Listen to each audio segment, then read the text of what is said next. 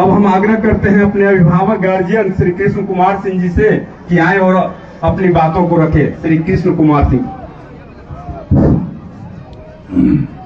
इस सभा के अध्यक्षता कर रहे पूर्व विधायक आदरणीय त्यागी जी, संचालनकर्ता तेज नारायण शर्मा जी, मंचासीन सभी हमारे कार्यकर्ता साथी बंधु नेतागण और इस सभा में उपस्थित सभी प्यारी जनता,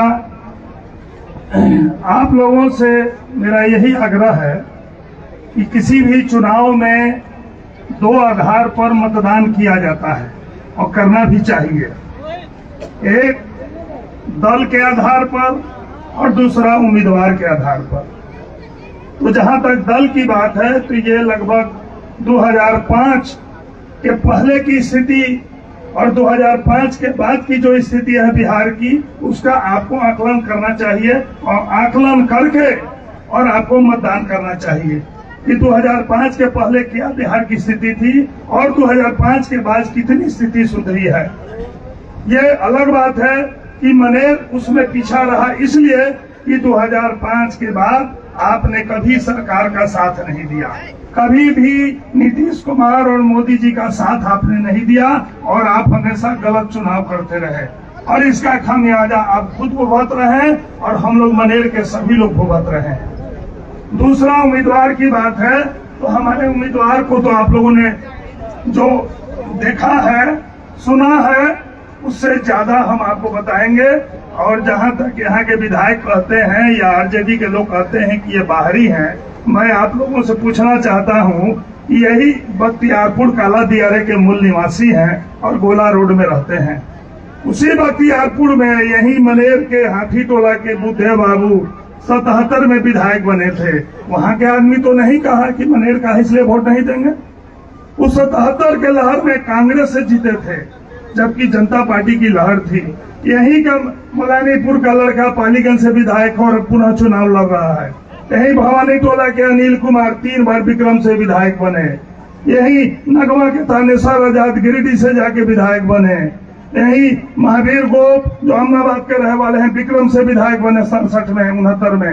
ये बताइए कि वहां के आदमी तो नहीं बोला कि आपका मनेर घर इसलिए वोट नहीं देंगे, तो यहाँ मनेर के लोग क्यों बोलेगा ये बात? ये बिल्कुल ही गलत बात है। ना कोई बाहरी है न भीतरी है। जो हमारा काम करे, जो सही आदमी हो उसको वोट देना चाहिए। और आप जो यहाँ लोकल हैं, लोकल आप तेजस्वी यादव करते हैं कि बिहार चलावेगा। नीतीश कुमार बिहार के बाहर के हैं। नीतीश कुमार तो बिहार चला रहे हैं, 2005 से चला रहे हैं। ये तो बाहरी नहीं है। ये सब गलत नारा देना, लोगों को मूर्ख बनाना और लोगों को बेवकूफ बना के वोट लेना, यही आरजेडी का संस्कार है और यहाँ के विधायक का संस्कार है।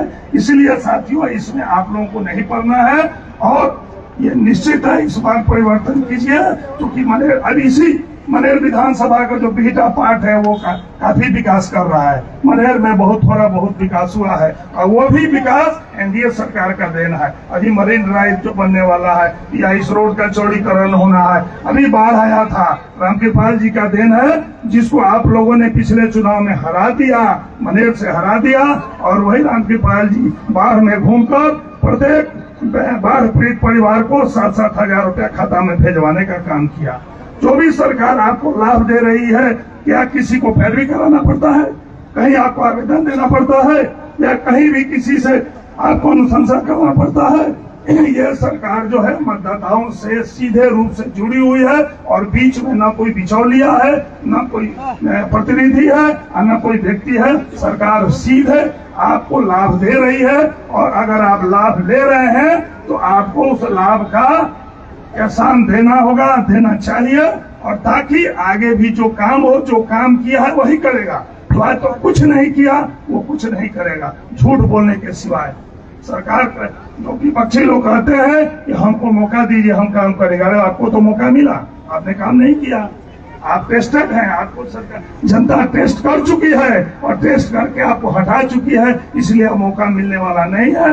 और इस सरकार को भी, एनडीए सरकार को भी आपने टेस्ट किया है और इसमें यह खड़ी उतरी है। इसलिए आगे विकास तो हुआ ही है, काफी विकास हुआ है और आगे और जो बाकी रह गया है विकास के लिए वो ये सरकार ही करेगी, दूसरा सरकार नहीं करेगी। और इसके लिए जरूरी है कि यहाँ से भी प्रतिनिधि आप जितेंद्र यादव को जिताकर भेजिए।